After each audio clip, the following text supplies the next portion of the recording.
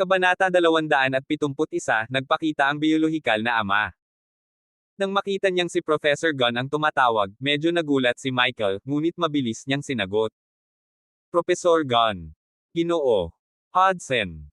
Halatang nag-aalala at naguguluhan ang boses ni Professor Gunn. Ginoo. Hodgson, ang galing mo talagang manghula ng mga bagay-bagay. Ulalas ni Professor Gunn habang mabigat ang paghinga. Tinanong ni Michael, ano ang mali?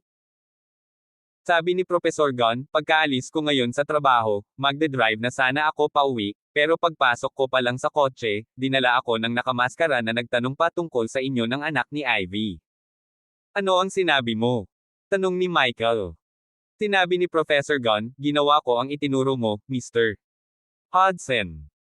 Nung una, tikom ang bibig nila at sinabing hindi nila basta-basta mabubunyag ang sekreto ng iba.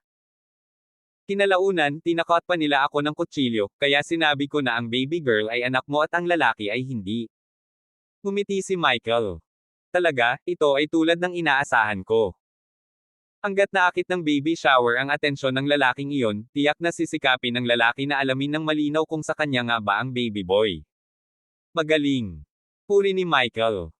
Nakaramdam pa rin ng kaunting takot, nagtanong si Professor Gunn, Mr. Hodgson, babalik ba siya para harapin ako? Takot ako. Ngumiti si Michael at sinabing, huwag kang mag-alala, umuwi ka na lang ng may kapayapaan sa isip, Professor Gunn. Hindi na siya dapat gumawa ulit ng gulo para sa iyo. Pagkababa ng telepono, agad na inutusan ni Michael sina Pablo at Salvatore, nakuha na ng taong iyon ang sakit. Ipaalam sa iyong mga tauhan na kumilos ayon sa plano at maghanda upang hulihin ang taong iyon. Oo. Tuwang-tuwa sina Pablo at Salvatore. Naglagay sila ng malaking bitag sa Orlando para hulihin ang lalaking iyon. Pagkalipas ng 10:00 ngayong gabi, mapupuno na ang lahat ng taxi at Uber sa Orlando ng mga subordinate ni Michael. Hanggat ang lalaking iyon ay pumara ng taxi o nagmamaneho sa kalsada ngayong gabi, siya ay guguluhin ng mga tauhan ni Michael. Bukod dito, nahulaan ni Michael na malamang napupunta ang lalaki sa lugar ni Ivy. Kaya naman, tahimik din siyang pumasok sa kanyang mansyon pagkabalik ni Ivy sa Rose Garden Villa. Kahit si Ivy ay hindi alam. Kasabay nito, matagal nang inayos ni Pablo at ng iba pa ang kanyang mga tauhan na nananatili sa Rose Garden Villa. Ang mga bodyguard at gwardya doon ay pawang mga kababata niya. Inihanda na ang lahat, at hinihintay na lang nila ang lalaki na kumuha ng pain. 12:00 ng gabi, pinatay ni Ivy ang mga ilaw ng kwarto sa ikatlong palapag at nagsimulang matulog. Nabalot ng kadiliman at katahimikan ang buong villa. Sa loob ng 2 magkasunod na oras, walang gumagalaw sa loob at labas ng villa. Gayunpaman, noong 2 a.m., ang anak ni Ivy, si Leah, ay biglang umiyak. Simula nang maging ina siya, hindi na nakatulog ng maayos si Ivy sa gabi. Nang marinig niya ang mga tunog ng pag-iyak, binuksan niya ang lampara sa gilid ng kama, at isang mahinang liwanag ang nagsimulang sumikat sa kwarto sa ikatlong palapag. Nang makita niyang umiiyak ang kanyang anak, agad niyang niyakap ang kanyang anak at hinikayat, Las, bakit ka umiiyak sa kalagitnaan ng gabi? Tingnan mo ang mahimbing na tulog ng kapatid mo. Napakaiyakin mo. Alam ng Diyos kung ito ay dahil sinundan mo ang iyong ama. Tumingin si Ivy sa kanyang anak na babae at subconsciously naisip ang kanyang biological ama. Nagtataka ako kung ano ang kalagayan ng lalaking iyon ngayon. Habang nag-iisip siya, biglang naramdaman ni Ivy ang simoy ng hangin. Mahigpit na nakasara ang bintana. Bakit nagkaroon ng hangin?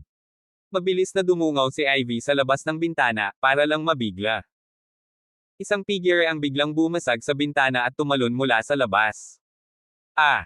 Sa sobrang takot ni Ivy ay napasigaw siya agad. Gayunpaman, muling nangyari ang pamilyar na eksena. Pagkaakyat ng figure ay mabilis itong tumakbo palapit kay Ivy at niyakap ito mula sa likuran. Sabi niya, Shach, huwag kang sumigaw. Ako ito. Lumingon si Ivy at nakita niya ang itsura ng lalaki gamit ang liwanag mula sa bedside lamp. Ang lalaking ito ay ang biolohikal na ama ng kanyang anak na babae. Bagamat hindi natatakot si Ivy, mas lalo siyang nabalisa. Ikaw. Bakit ka nandito? Niyakap ng lalaki si Ivy at hindi napigil ang halikan. Honey, 1 taon na kitang hindi nakikita. Ang ganda mo pa rin gaya ng dati. "Namiss mo ba ako?" Malamig na yumuko si Ivy at sinubukang kumawala sa pagkakayakap niya ngunit hindi nagtagumpay dahil makapangyarihan siya. Trust you to have the cheek to ask that question. Alam mo ba kung gaano katindi ang kalagayan ko ngayong naghiganti sa akin ang aking dating asawa? Malapit nang malugi ang mga Camden ngayon. Walang simpatiya ang lalaki kay Ivy at hinaplos ang maselang mukha nito habang sinasabing, "Di ba binigyan kita ng $150 million? Hindi mahalaga kung malugi ang pamilya mo basta mayaman ka." Sabi ni Ivy, "Naaalala mo ba ang ipinangako mo sa akin? Sabi mo bibigyan mo pa ako ng $150 million kung manganak ako ng isang baby boy." Tumawa ang lalaki at sinabing, "Syempre naalala ko. Talaga bang nagsilang ka ng isang lalaki para sa akin?" Itinuro ni Ivy ang natutulog na sanggol at sinabing, "Ito ang anak mo." Hindi napigilan ng binata ang pagtitig sa maliit na sanggol, at sumilay sa kanyang mukha ang isang masayang ngiti. "Haha, not bad, kamukha ko siya. Siguradong matutuwa ang mga magulang ko kapag nalaman nila." Aabot na sana ang binata para buhatin ang sanggol, ngunit pinigilan siya ni Ivy. "Huwag mong hawakan ang anak ko. Anong gusto mo?" Sabi ng binata, "Dahil anak ko siya, syempre, kailangan ko siyang ilayo. Nandito ako ngayon para kunin ang anak ko." Nang marinig niyang kukunin na sila ng anak ni Michael, bigla niya itong pinigilan. "Hindi, anak ko siya, hindi mo. Hindi ako papayag na kunin mo ang anak ko." Kumpiyansa nang umiti ang binata at nagtanong, "Sa tingin mo ba mapipigilan mo ako?" Alam ni Ivy na ang lalaking ito ay marunong sa martial arts, tulad ni Michael. Kaya naman, hindi man lang siya matatalo ng mga ordinaryong lalaki, lalo pa ang isang mahinang babae na tulad niya. Sinabi ni Ivy, "Maaari mong isama ang iyong anak, ngunit kailangan mong bigyan ako ng $150 milyong bago mo gawin." Kailangan ni Ivy ng pera ngayong nasa bingit na ng bangkarota ang mga Camden. Kaya hindi niya palalampasan ang pagkakataong ito para humingi ng pera. Sinabi ng binata, "Bibigyan kita ng $150 milyong, ngunit kailangan kong isama ang aking anak para sa paternity test. Kapag napatunayang anak ko talaga siya, bibigyan ko talaga kayo ng pera. Alam mo naman ang family background ko. Ang $150 milyon lamang ay wala sa akin. Hindi na ako babalik sa sinabi ko." Pagkasabi noon ay naghanda na ang binata na umalis kasama ang sanggol sa kanyang mga bisig. "Hoy!" Biglang tawag ni Ivy sa lalaki. Ang kanyang mga mata ay namumungay sa ibabaw, at siya ay sinabing mapanlinlang, "Wala ka talagang puso.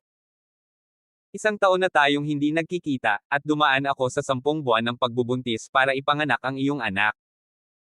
Gayunpaman, dinadala mo siya nang hindi man lang ako tinitingnan."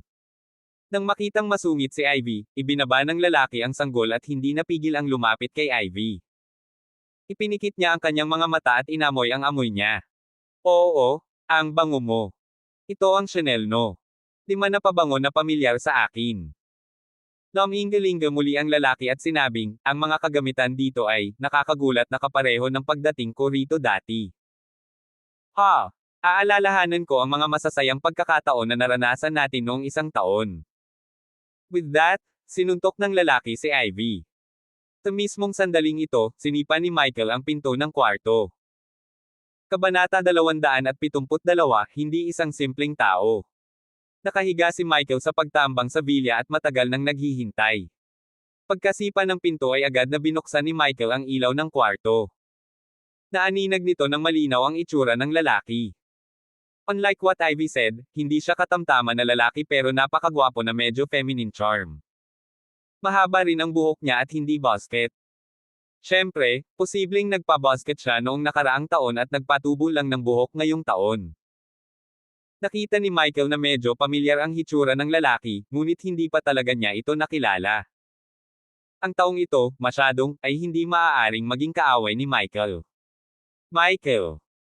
Nang makita ng lalaki si Michael ay halatang natigilan ito at nagulat sa biglang pagsulpot ni Michael kaya agad itong bumangon sa kama.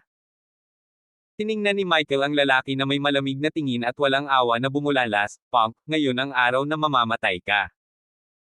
Ang binata ay halos kasing edad ni Michael, at masasabi ni Michael sa isang sulyap na siya ay isang mayamang tagapagmana rin ng ikalawang henerasyon.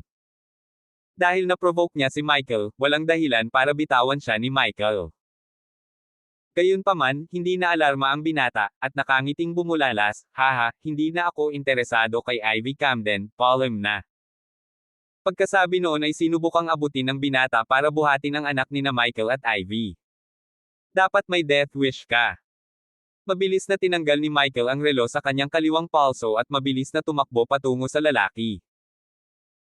Kung ang lalaking ito ay dumiretso sa bintana at umalis sa unang segundo nang makita niya si Michael, magkakaroon pa rin siya ng pagkakataong makatakas dahil mabilis siyang makaakyat sa ikatlong palapag. Gayunpaman, ang lalaking ito ay masyadong mapagmataas na gusto niyang buhatin ang sanggol sa harap mismo ng Michael. Sobra talaga ang pagpapahalaga niya sa sarili niya. Hindi mo man lang maiiwan ang sarili mo, at gusto mo pa ring isama ang sanggol. Gayunpaman, laking gulat ni Michael, nang lumipad ang relo at hahawakan na sana ang mukha ng lalaki, mabilis na inabot ng lalaki ang braso nito at hinaronggan ito. Ano? Nagulat si Michael sa bilis ng reaksyon ng lalaki. Sa pangkalahatan, hindi mahuhuli ng mga ordinaryong tao ang mga bagay na itinapon ni Michael. Gayunpaman, pagkatapos ihagis ang relo, si Michael ay hindi na natiling walang ginagawa at sa halip ay naabutan upang umatake. Bang! Bang! Bang! Dalawang suntok at isang sipa ang ginawa ng lalaki mula kay Michael, na napakabilis ng mga pag-atake na hindi na kayang buhatin ng lalaki ang sanggol. Damn it! Galit na galit ang lalaki. Gayunpaman, mas ikinabigla ni Michael ang pagpaparaya ng lalaki dahil hindi ito napatumba sa mga suntok at sipa na kanyang ibinato. Halos maloko si Michael sa medyo bastos na itsura ng lalaki. Bagamat medyo pambabae ang hitsura niya, ang kanyang katawan ay napakaton, at halatang sanay siya sa martial arts.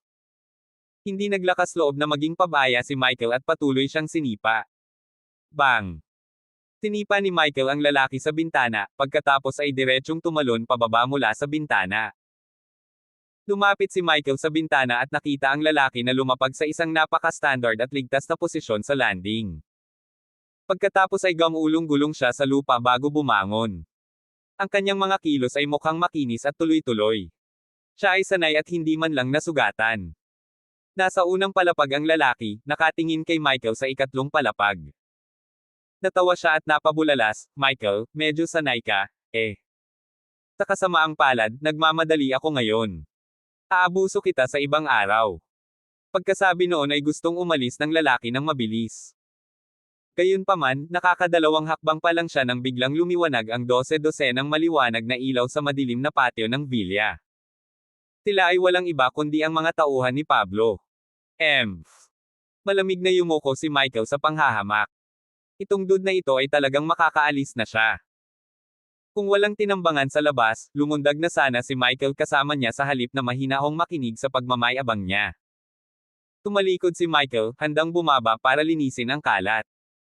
Naisip niya na dapat ay nahuli na ng mga tao ni Pablo ang lalaki sa pagbaba niya ng hagdanan. Michael, takot na takot ako. Salamat sa Diyos at nandito ka. Gayunpaman, hinawakan ni Ivy ang kamay ni Michael. Ngumisi si Michael, natatakot. Hindi ko masabi na natatakot ka. Sinabi mo sa akin noon na hindi gwapo o pangit ang taong ito at ordinaryo lang siyang mukhang lalaki. Ha! Ang gwapo niya para sumali sa America's Next Top Model. Kinagat ni Ivy ang kanyang labi at sinabing, well, natakot lang ako na magseselos ka. At sa tingin ko hindi talaga siya gwapo. Ayoko sa mga lalaking naka-makeup at naka-earrings. Hindi man lang siya 1/10 kasing gwapo mo, Michael. Hindi ako maniniwala sa isang salita na sasabihin mo.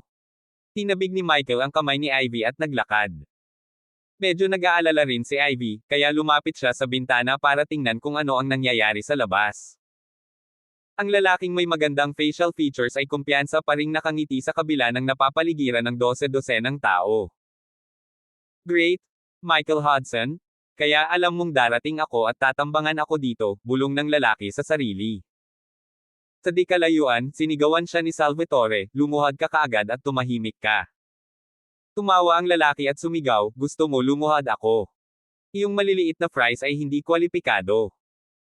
Agad na naglabas ang lalaki ng isang khaki green na bote mula sa kanyang bulsa, hinaila ang singsing, at mabilis na inihagis kay Salvatore at sa iba pa. Mag-ingat kayong lahat. Sumigaw si Salvatore na iniisip na ito ay isang granada, ngunit sa katunayan, ito ay isang bomba ng usok. Patuloy na tumataas ang dilaw na usok sa venue, mabilis na kumalat kaya namangha sila. Pagbaba ni Michael ay gulo-gulo na ang mga nasasakupan niya at walang humpay na umuubo. Nagawa ni Pablo na makaalis sa usok at aksidenteng nabangga si Michael. Paumanhin, Mr. Michael. Tinanong ni Michael, nasaan siya? Sabi ni Pablo, kakalabas lang ng punk na iyon ng smoke bomb, at dapat nakatakas na siya ngayon. Pero don't worry, nasa labas ng villa lahat ng mga subordinate namin. Hindi siya makakatakas. Sige. Matagal nang inilatag ni Michael ang lambat. Hindi niya lang inaasahan na ito ay gagamitin.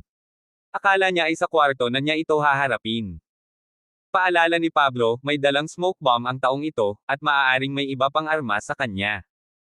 Hindi simple ang pagkakakilanlan ng batang ito. Pahayag ni Michael, hindi rin ordinaryo ang kanyang kakayahan. Dapat ay gumugol siya ng oras sa hukbo. Utasan ng mga tao sa labas na harangan ang magkabilang dulo ng kalsada sa labas ng villa. Oo. Sa sandaling ito, matagumpay na nakalabas ng villa ang lalaki na may masayang ekspresyon sa mukha. Ha? Michael Hudson? Gusto mo akong dakpin? Alam ng Diyos kung nasaan ka noong nakikipaglaro ako sa mga leopardo sa desyerto. How dare you call me a punk? Bastard, tuturuan kita ng mahirap na leksyon sa susunod. Sabi ng lalaki na may nakitang sasakyan na dumaan, mabilis niyang inabot ang kamay para pigilan ito. Pagkahinto ng sasakyan, kinaladkad ng lalaki ang driver palabas. Hoy, anong ginagawa mo? Saan ka pupunta? Kaya kitang ihatid doon. Sabi ng driver. Ang magandang lalaki ay may hindi kapani-paniwalang lakas, at inihagis niya ang driver ng direkta sa tabing kalsada. Hindi mo kailangang magmaneho. Hanapin mo ang iyong sasakyan sa loob ng 20 minuto. Pinaandar ng lalaki ang sasakyan at mabilis na tumakas. Napagtanto niya na ang kalsada sa kanyang harapan ay naharang ng isang hilera ng mga sasakyan matapos ang pagmamaneho ng wala pang 1 minuto. Damn it! Pati ang daan ay nakaharang. Michael Hudson, ang lakas ng loob mo. Mabilis na tumalikod ang lalaki at gustong tumawid mula sa kabilang dulo. Gayunpaman, sa sandaling ito, higit sa 1 dosenang kotse ang sabay-sabay na lumapit sa lalaki, na nakapalibot sa kanyang sasakyan. Ngayon, wala nang paraan para makatakas siya. Kabanata 273, Pagsusuri ng pagkakakilanlan. Wala pang 2 minuto, papunta na sina Michael at Pablo dito sakay ng Cadillac SUV. Bumaba ng sasakyan ang binata at tumingin kay Michael na may mayayabang na ngiti sa mukha ng isang mayayamang anak. Michael, mukhang matagal mo nang pinag-iisipan na akitin ako ngayon. Sigurado ka na darating ako para buhatin ang bata, di ba? Tumingin si Michael sa kanya at nagtanong, pumupunta ka ba dito mag-isa, o dapat ba akong kumuha ng magdadala sa iyo dito? Napangiti ang binata at sinabing, siguro hindi mo talaga iniisip na mahuhuli mo ako ng ganito, di ba? Hindi ako isa sa mga taunan mula sa mayayamang pamilya na karaniwan mong nakakasalamuha. Ang iyong pamilya ay medyo bagay. Nag-deploy ka ng napakaraming tao at napakaraming sasakyan para lang mahuli ako. Buti na lang, hindi rin ako ganoon kababa. Ang tunog ng isang helicopter ay biglang dumating mula sa malayo, at maya-maya, isang itim na helicopter ang lumitaw sa kalangitan. Naramdaman agad ni Michael na may mali. Lumipad ang helicopter sa napakababang altitude, at hindi nagtagal, isang arrow ang lumipad palabas mula sa helicopter. Tumpak na tumama ang arrow na ito sa mga sasakyang humaharang sa binata. Pagkatapos, sa isang malakas na putok, ang mga sasakyang humaharang sa lalaki ay agad na naging mga durog na bato. Kalokohan! Natigilan ang lahat ng tao sa pinangyarihan. Tumawa ang lalaki at sinabing, Michael Hudson, aalis na ako, at hindi mo na ako mahuhuli. Hindi mo malalaman kung bakit ko ito ginagawa. Haha, gusto ko habang buhay kang mabuhay sa sakit, hahaha. Bumalik ang lalaki sa loob ng sasakyan at mabilis na pinaandar. Habulin mo siya. Sumigaw si Salvatore, ngunit nang sila ay gagalaw, isa pang palaso ang pinaputok sa kanilang direksyon. Tinundan ito ng isa pang malakas na putok, at agad na tumalsik ang mga sparks kung saan-saan. Ginoo. Michael, ang kanilang mga kasanayan sa pakikipaglaban ay hindi kapani-paniwala. At saka, may helicopter sila, at walang paraan na matatalo natin sila. Ano ang dapat nating gawin? Tanong ni Pablo. Naikuyom ni Michael ang kanyang mga kamao.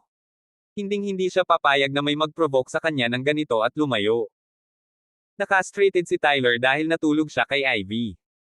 Si Caden ay nakipag-ugnay kay Ivy, kaya siya ay naging baog. Ang lalaking ito, na nagbuntis kay Ivy at naging ama ng anak ni Ivy, ay mas masahol pa. Gayunpaman, mayroong isang helicopter na tumutulong sa lalaking iyon na manatiling malapit sa sitwasyon, kaya walang paraan na magagawa nila ito. Biglang may naisip si Michael. UFO. Ito ang UFO shuttle na dati niyang hiniram kay Elon Musk para tulungan si Arnold. Dahil utang ng Musk ang Hudson S ng maraming pera, hindi pa ibinalik ni Michael ang sasakyang panghimpapawid. Sa halip, patuloy niyang tinawagan si Michael upang hilingin ito pabalik dahil ang shuttle ay nagkakahalaga din ng maraming pera at may mahusay na pag-andar ng camouflage bilang karagdagan sa napakahusay na kakayahan nito sa paglipad. Ito ay higit pa sa isang imitasyon ng pisikal na anyo ng isang UFO. Paano kung may helicopter ka? May UFO ako. Ang UFO ay itinago ni Michael sa underground warehouse ng Rose Garden Villa. Kaya naman, mabilis siyang bumalik sa villa at pinaandar ito. Ginoo. Michael, hayaan mo akong gawin ito. Sinimulan ni Pablo. Sinabi ni Michael, hindi mo alam kung paano kontrolin ang sasakyang panghimpapawid na ito. Kaya ko naman mag-isa. Sabihin sa lahat ng mga compound sa harap para ipaalam sa akin ang kanyang posisyon. Hindi nagtagal, pinalipad ni Michael ang sasakyang panghimpapawid na hugis UFO sa kalangitan sa itaas. Bilang isang inapo ng Hudson S, ang pagkuha ng mga kasanayan tulad ng pagmamaneho at pagpapalipad ng eroplano ay ipinag-uutos upang mabilis na mapalipad ni Michael ang sasakyang panghimpapawid na ito. Ang mga nagmaneho o sumakay sa isang Tesla electric car ay makakahanap ng marami sa mga panloob na tampok ng sasakyang panghimpapawid na ito na medyo magkatulad. Ang control, interface, at digital na screen ng sasakyang panghimpapawid ay halos kapareho sa mga sasakyan ng Tesla. Pinalipad ni Michael ang UFO, at hindi nagtagal ay ikinulong ang lalaki. Kasalukuyang nagmamaneho ang kotse sa 100 km/h, na hindi maihahambing sa hugis UFO na sasakyang panghimpapawid ng Michael. With a whoosh, pinaandar ni Michael ang UFO sa harap ng sasakyan ng binata. Damn! Napatalo ng lalaki sa gulat at mabilis na pinara ang preno. Bang! Bumangga ang sasakyan sa sasakyang panghimpapawid ni Michael, dahilan para malabas ang lahat ng airbag. Naranasan din ng lalaki ang napakalaking impact ng banggaan sa sasakyan at nahimatay. Makalipas ang 20 minuto, sa underground warehouse ng Rose Garden Villa. Tinaboy ni Salvatore ang isang palanggana ng malamig na tubig sa mukha ng binata. Sa sandaling ito, ang binata ay nakatali sa upuan, na ang lahat ng kanyang mga paggalaw ay limitado. Ang lalaki ay nagmamaneho ng humigit kumulang 110 kilometro, higit pa, at wala siyang seatbelt sa sandaling nabangga ang sasakyang panghimpapawid ni Michael. Isang ordinaryong tao na lang siguro ang dadalhin sa ospital, pero maganda ang tolerance ng lalaking ito. Ang palanggana ng tubig ay nakapagpitino na sa kanya. Pagkarating niya, ang una niyang nakita ay si Michael. Si Michael ay nakaupo sa tapat niya, humihit-hit ng sigarilyo at nakatingin sa kanya. Michael. Muling tinawag ng lalaki ang kanyang pangalan. Sabi ni Michael, sabihin mo sa akin, paano mo malalaman ang tungkol sa akin? Anong away mo sa akin? Umubo ang lalaki at saka tumawa habang sinasabi, wala akong laban sa iyo. I purely took a like to your pretty wife, kaya pinaglaruan ko siya.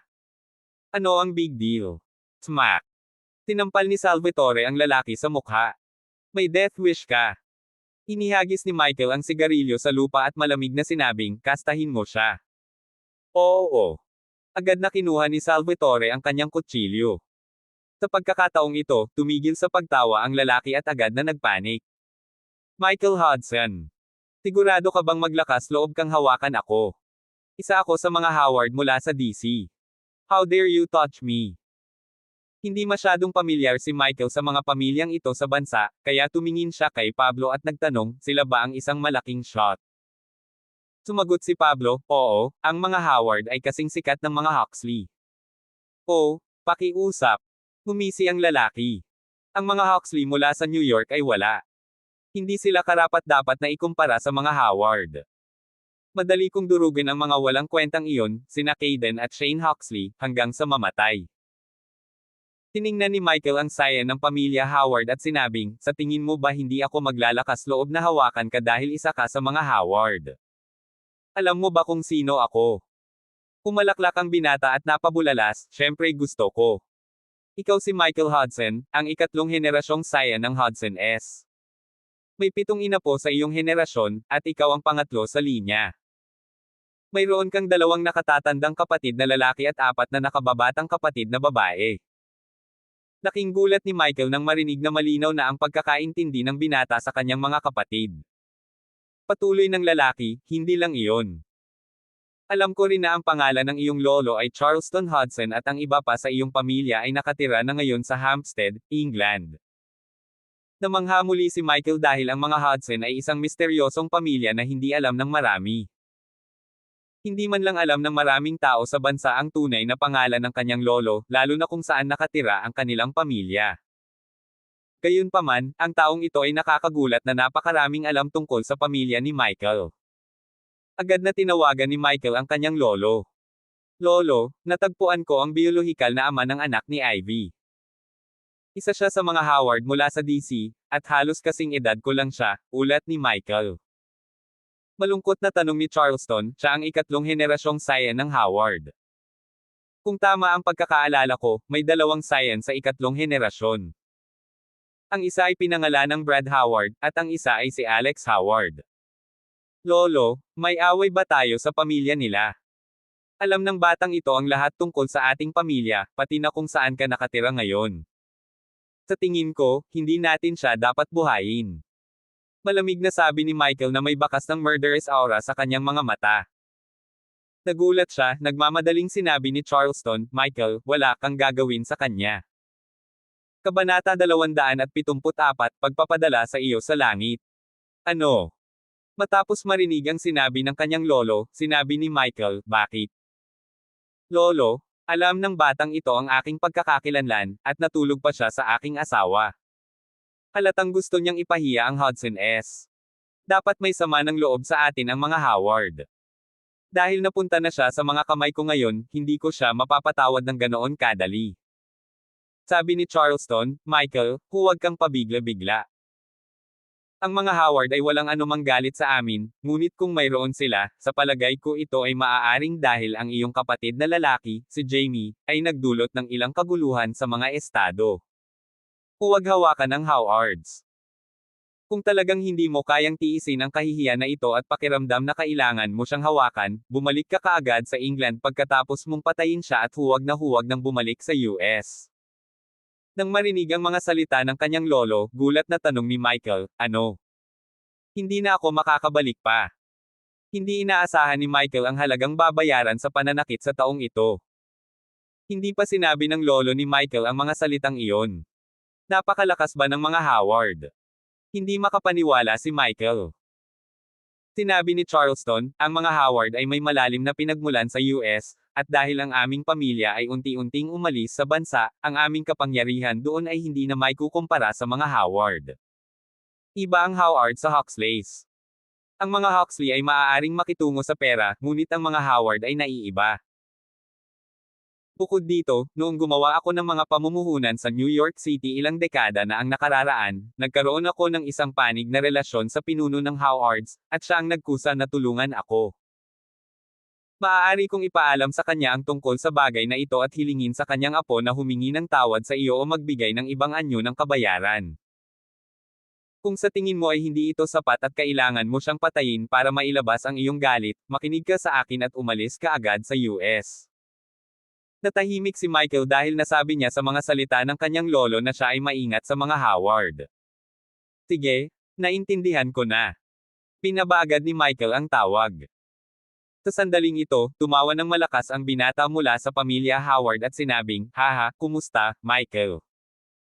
Dapat sinabi sa iyo ni Charleston Hudson ang tungkol sa kapangyarihan ng aking pamilya, tama ba? Hindi sa banggitin na si Charleston Hudson ay wala sa US ngayon. Kahit noong siya pa, karapat-dapat lang siyang dalhin ang sapatos ng mga Howard. Smack! Tinampal ni Michael ang lalaki sa mukha. Ikaw! How dare you hit me? Hindi naglakas loob na maniwala ang lalaki. Tamaan ka. Gusto kitang patayin. Kumuha si Michael ng kutsilyo sa kamay ni Salvatore at itinutok sa mukha ng lalaki. Ikaw, sira ka. Charleston. Smack. Tinampal ulit siya ni Michael. Alex Howard, hayop ka. Hindi ka karapat-dapat na tawagin ang aking lolo sa kanyang pangalan. Galit na galit ang lalaki, ngunit wala siyang magawa. Ang pangalan ko ay Brad Howard. Nagpaka-blindness lang si Michael, pero mali pala. Sabi ni Brad, Michael Hudson, hindi ako naniniwalang maglakas loob kang patayin ako. Hindi ako mula sa isang maliit na pamilya tulad ng mga Huxley o mga Camden. Kung papatayin mo ako, hindi ka makakatakas. Hinampis ni Michael ng kutsilyo ang mukha ni Brad at sinabing, why won't I dare te? Alam kong makapangyarihan ang pamilya mo sa US. Sa karamihan, hindi na ako muling pupunta sa US mula ngayon. Sa sandaling ito, biglang kinuha ni Salvatore ang kutsilyo sa kamay ni Michael at sinabing, Guro, hayaan mo akong gawin ito. Papatayin ko siya. Sa ganoong paraan, magiging maayos ka. Speak. Tinuraan ni Brad ang mukha ni Salvatore at napabulalas, na ipaalam na ng mga kampan ko sa pamilya ko na pumunta ako dito ngayon. Hanggat may nangyari sa akin dito, mananagot si Michael Hudson. Michael Hudson, hindi ka makakatakas sa pagkakataong ito. Kailangang mamatay kayong lahat kasama ko. Huminto si Michael. Maaari niyang ilabas ang kanyang puot, patayin ang taong ito, pagkatapos ay tumakas sa England at hindi na bumalik muli. Ngunit paano naman sina Salvatore, Pablo at ang iba pa? Kung gusto ng mga Howard na maghayganti, wala sa kanila ang makakatakas. Lahat sila ay may mga asawa, mga anak, at mga apo. Nang makitang nag-aalangan si Michael, bigla itong inagaw ni Pablo sa kamay ni Salvatore at sinaksak si Brad sa hita. Ah! Pablo Dalton, tiyak na nililigawan mo si kamatayan. Huwag mong isipin na hindi ko alam na ang iyong anak na babae ay nasa Thailand habang ang iyong anak ay nasa Singapore. Kung maglakas loob kang hawakan ako, hindi makakatakas ang anak at anak mo. Sigaw ni Brad. Nagpanik si Michael. Si Pablo ang kanyang pinakamakapangyarihang subordinate na hindi kayang hawakan ng mga ordinaryong tao. Gayunpaman, nakakagulat na alam ni Brad ang lahat tungkol kay Pablo, tulad ng likod ng kanyang kamay, kabilang ang kinaroroonan ng kanyang mga anak. Gayunpaman, hindi natakot si Pablo. Ginoo. Hudson. Maghihiganti ako sayo. Papatayin ko siya habang babalik ka kaagad sa England. Mananatili ako rito at lalabanan ang Howards hanggang sa wakas. Nang makita ang eksenang ito, magiging si Salvatore ay medyo nag-alala. Ginoo. Dalton, ang iyong anak na lalaki, at anak na babae. Sabi ni Pablo, utang ko ang buhay ko sa Hudson S. Ang aking mga anak at lahat ng mayroon ako ay ibinigay sa akin ng mga Hudson. Hindi ako takot. Nang makita ang eksenang ito, labis ding naantig si Michael. Hindi niya inaasahan na magiging ganoon katapat si Pablo. Masasabi niyang nag-aalangan si Michael at ayaw niyang madamay sila, kaya nagkusa siya at sinubukang panindigan si Michael. Sa sandaling ito, halatang medyo natakot din si Brad. Gayunpaman, sinabi ni Michael, ibaba mo ang kutsilyo. Ginoo. Hudson. Tumingin si Pablo kay Michael.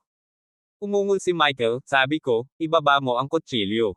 Kakalabanin ba ninyo akong lahat? Oo. Agad na binawi ni Pablo ang kutsilyo sa katawan ni Brad. Tumingin si Michael kay Brad at sinabing, hindi ko pa rin naiisip kung bakit ako tina-target ng batang ito. Paano ko siya mapapatay ng ganoon kadali? Brad Howard, kung ayaw mong magduse, just be honest. Alam kong hindi mo natulog si Ivy dahil maganda lang siya. Napangiti si Brad at napabulalas, gusto mo bang malaman kung bakit? Masasabi ko sa iyo, ngunit kailangan mong lumuhad para sa akin. Karapat-dapat ka lang lumuhad para makinig. Tinaksak ulit ni Pablo si Brad sa hita. Ah! Pablo, tapos ka na. Puputulin ko ang anak mo at anak mo.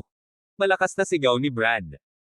Matapos saksakin ng 2 beses ni Pablo, si Brad ay matigas pa rin ang ulo at mayabang. Mukhang hindi uobra sa kanya ang pakikitungo sa kanya sa mahirap na paraan. Lihim na nag-isip si Michael. Then, biglang sinabi ni Michael, alisin ang tali sa kanya. Ano? Tanggalin mo siya. Mr. Michael, gusto mo na ba siyang pakawalin? Natarante si Pablo. Tumawa si Brad at sinabing, alam ng amo mo kung ano ang tama. Ano pa ang hinihintay mo? Tanggalin mo ang lubid para sa akin. Walang choice si Pablo kundi kalasin si Brad. Matapos mabawi ang kanyang kalayaan, dahan-daang bumangon si Brad. Bagamat dumudugo pa ang kanyang mga paa ay tuluyan na niyang hindi ito pinansin. Siya ay isang matigas na tao. Lumapit si Michael at tumawag, Mr. Howard, sinabi lang ng lolo ko na minsang tinulungan siya ng lolo mo. Sa pagkakataong ito, plano kong ibalik ang pabor sa iyong pamilya sa account ng aking lolo. Anong uri ng mga aktibidad sa paglilibang ang karaniwan mong gusto, Mr. Howard? Bungee jumping. Nag-ski. O nanunood ng mga konsyerto. Balak kong bigyan ka ng tiket. Nang marinig ang mga salita ni Michael, kapwa natigilan sina Pablo at Salvatore.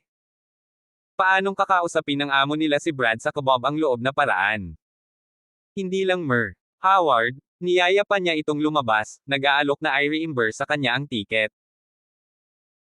Napatawa si Brad at sinabing, gusto talaga akong yayain ni Michael Hudson, ang pinakabuong buo at namumukod tanging mga third-generation scion ng Hudson S, para masaya ako. Hahaha, hindi ko inaasahan na haantong sa ganito ang pamilya mo balang araw. Tinapik ni Brad ang balikat ni Michael at sinabing, Michael, hindi ako tulad ng mga playboy na araw-araw ay nagpapakasaya at nagtatampo. Hindi ko alam kung anong masaya. Paano kung may irekomende ka sa akin?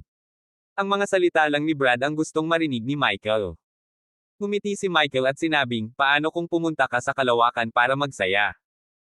Biglang nagbago ang ekspresyon ni Brad. Sa Space. Kabanata 275, Paglalakbay sa Kalawakan. Sina Pablo at Salvatore ay nagtaka noong una kung bakit napakagalang ni Michael kay Brad. Sa kanilang mga puso, si Michael ang kanilang Panginoon, na laging nakahihigit at mapagmataas. Siya ang pinaka-dominante at pinakamakapangyarihang master sa mundo. Bagaman nasaktan si Michael ni Ivy, hindi siya kailanman yumukod sa isang lalaki o hinayaan ang kanyang sarili na mapahiya. Nakahinga sila ng maluwag nang marinig na gusto ni Michael na dalhin si Brad sa kalawakan. Sa katunayan, si Michael ay siya pa rin ang G. Michael na handa nilang magtrabaho para sa natitirang bahagi ng kanilang buhay. Anong ibig mong sabihin? Tanong ni Brad na medyo natataranta. Nagpatuloy si Michael sa pagpapanggap na palakaibigan at sinabi niya, alam mo kung sino si Elon Musk, di ba? Ito ang taong nagtatrabaho sa mga manned rocket. O tama, ang sasakyang panghimpapawid na hugis UFO na kakadrive mo lang ay ibinigay niya sa akin. Tulad ng alam mo, ang kanyang komersyal na negosyo sa paglalakbay sa kalawakan ay naging matagumpay ngunit, sa ngayon, walang sinuman maliban sa mga astronaut ang handang subukan ito. Ginoo. Howard, napakalakas mo at ang iyong mga kasanayan sa martial arts ay hindi ka panipaniwala. Dapat napakatapang mo. Paano ito? Pipirmahan kita at babayaran ng $150 milyong para sa tiket at hahayaan si Musk na dalhin ka sa kalawakan para masaya. Napatulala si Brad. Gusto mo bang ipadala ako sa space? Hahaha. Parehong natawa sina Pablo at Salvatore at sinabing, tama, ipapadala ka ni G. Michael sa langit. Inilahad ni Michael ang kanyang kamay, senyales na huwag silang tumawa. Pagkatapos ay ipinagpatuloy niya ang pakikipag-usap kay Brad sa isang friendly na paraan. Paano mo nasasabi iyan, Mr. Howard? Iyon ay tinatawag na paglalakbay sa kalawakan na magiging trend sa hinaharap. Tanging mayayamang tao na tulad mo ang makakaranas nito, Mr. Howard. Hindi ito magagawa ng mga ordinaryong tao kahit na gusto nila. Halatang medyo nababalisa si Brad pero sa ibabaw, nagkunwari siyang walang pakialam. Ha! Paglalakbay sa kalawakan. Oo naman. Pumayag ka na, ha? Tatawagan ko si Musk ngayon at paghandaan siya nito.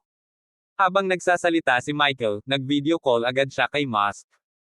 Sa sandaling magsimula ang video call, nakita ni Brad ang maniac sa negosyo, si Musk. Hi, Michael. Masayang sinalubong ni Musk si Michael. Si Brad naman ay nagtataka. Damn it, kilala niya talaga si Musk. Bagamat umasa si Brad sa malakas na pinagmulan ng mga Howard, ang kanilang pang-internasyonal na impluwensya ay hindi maihahambing sa mga Hudson S. Hindi nila kilala ang pamilya Gates o ang pamilya Musk sa lahat. Ngumiti si Michael at sinabing, Musk, may kaibigan ako dito na gustong sumama sa space trip mo. Babayaran ko ang $150 milyong para sa kanya. Matapos marinig ito, agad na natuwa si Musk, oh, talaga. Tingnan ko kung sinong babae ang napakatapang. Itinutok ni Michael ang camera ng kanyang telepono kay Brad at sinabing, Mr. Howard, kumusta kay Pangulong Musk? Bagamat naging walang pakundangan si Brad kay Michael, halatang may puot. Bilang saya ng isang mayamang pamilya sa kabisera, siya ay magalang at may kultura pa rin kapag kaharap ang isang kilalang tao sa buong mundo tulad ng Musk. Hello, Mr. Musk. Mahinang sabi ni Brad. Nakangiti pa rin si Musk na parang sinapian ng alien. Wow! So you are this bold hero.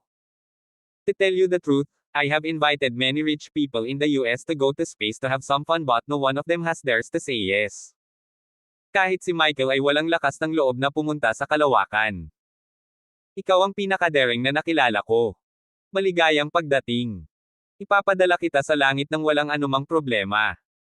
Sa kabila ng papuri ni Musk, labis na hindi nasisiyahan si Brad. Damn it, hindi ako makapaniwala na kahit si Michael ay hindi rin nangangahas na pumunta sa kalawakan. Para sa karamihan ng mga ordinaryong tao, ang espasyo ay kakaiba at puno ng panganib. Maliban na lang kung sila ay mahilig sa science fiction sa space at mga taong ayaw manirahan sa Earth, walang handang pumunta sa ganoon at hindi pamilyar na lugar. Sabi ni Michael, Musk, ayusin mo. Mas mainam kung maipaakyat natin sa langit si Mr. Howard sa susunod na 2 araw. Anong coincidence? Kami ay nagpaplano ng isa pang manned flight kinabukasan, kaya dalhin ang lalaking ito sa akin ng mabilis. Walang problema, aalis tayo ngayon din, see you tomorrow. Ibinaba ni Michael ang video call at sinabi kay Pablo, ihanda mo ang pribadong eroplano, aalis tayo kaagad sa Texas. Oo. Ngumiti si Michael at sinabi kay Brad, let's go, Mr. Howard. Sa kanyang pagtataka, nagngangalit si Brad. Ano? Sinong nagsabing kasama kita sa Amerika? Ayokong pumunta sa space. Kung gusto mong pumunta, ikaw na mismo ang pumunta. Pagkasabi nun ay aalis na si Brad. Gayunpaman, bago pa man siya makarating sa pintuan, hinarang siya ng ilang tauhan ni Pablo. Anong ibig mong sabihin? Napalingon si Brad kay Michael. Bagamat maganda ang kanyang reflexes, 2 beses na siyang nasaksak. Ang mga smoke bomb at iba pang sandata sa kanyang katawan ay matagal na ring tinanggal. Sa pakikipaglaban na walang laman ang mga kamay at kamao, siguradong wala siyang magagawa sa grupo ng mga taong ito, pati na si Michael. Ngumiti si Michael at sinabing, Brad, 2 lang ang pagpipilian mo ngayon. Maaari mong sabihin sa akin ang dahilan o pumunta sa isang paglalakbay sa kalawakan. Pumili ka. Umagalpak ng tawa si Salvatore na nasa gilid. Brad Howard, sa tingin mo ba ay walang paraan si Mr. Michael para harapin ka kahit hindi ka namin manggahas na patayin ka? May 100 paraan si Mr. Michael para patayin ka. Haha. Nagalit si Brad. Kinuyam niya ang kanyang fist ngunit hindi nang ahas na gumawa ng isa pang galaw dahil nag-iisa siya at tiyak na hindi siya makakalagpas sa kanila. Maya-maya, huminga ng malakas si Brad at sinabing, hindi ba trip to space lang? Sige, pupunta ako. But I think it's you who should go to space to calm down since kakapanganak lang ng misis mo pero hindi sa'yo ang baby. Ha ha ha ha. Parang kutsilyo ang titig ni Michael at malamig niyang sinabi, go on. Kapag nakarating ka na sa kalawakan, hindi mauunawaan ng mga alien ang iyong mga salita. Biglang natarante si Brad. Ikaw. Tara na. Hinawakan ni Michael si Brad at pilit na pinaalis. Hindi nagtagal, sumakay ng private plane si Michael at ang kanyang mga tauhan diretso sa Boca Chica. Ito ang base ng pananaliksik at pag-unlad ng kumpanya ng Musk sa Texas, isang lugar na hindi kapani-pani walang angkiyo at naglalaman ng iba't ibang bersyon ng mga interstellar spaceship sa Earth sa ngayon. Parehong nagulat sina Michael at Brad sa mga spaceship at rockets dito. Kahit na si Brad ay mula sa isang magandang background ng pamilya, siya ay may limitadong abot tanaw at hindi alam kung ano ang nangungunang teknolohiya ng mundong ito. Siya ay tulad ng namangha na naroon. Pumasok sina Michael at Brad sa R&D room para makita si Musk. Masayang nakipagkamay si Musk kay Michael at niyakap ito. Sinabi ni Musk, nagkaroon kami ng magandang chat sa video call noong isang araw, at alam kong interesado ka na rin sa paglalakbay sa kalawakan. Sa loob ng 10 taon, magpapadala ako ng hindi bababa sa 1,000 tao sa Mars, at sa isa pang 20 taon, ang bilang na ito ay aabot sa 1,000,000. Pagkatapos, nagkusa si Musk na makipagkamay kay Brad at nagtanong, Mr. Howard, handa ka bang maging unang tao na pumunta sa Mars? Napalunok ng laway si Brad dahil sa kaba. Para, kay Mars.